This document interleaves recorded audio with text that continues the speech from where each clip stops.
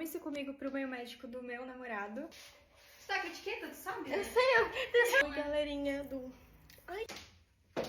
Não é uma festa muito formal, mas eu vou ter que usar esse vestido de novo, porque ele foi caro. Ele é um vestido tubinho branco, bem normal, só que atrás tem um laço gigantesco. Da última vez eu usei só o vestido com o salto, mas dessa vez eu vou usar com a minha calça preta.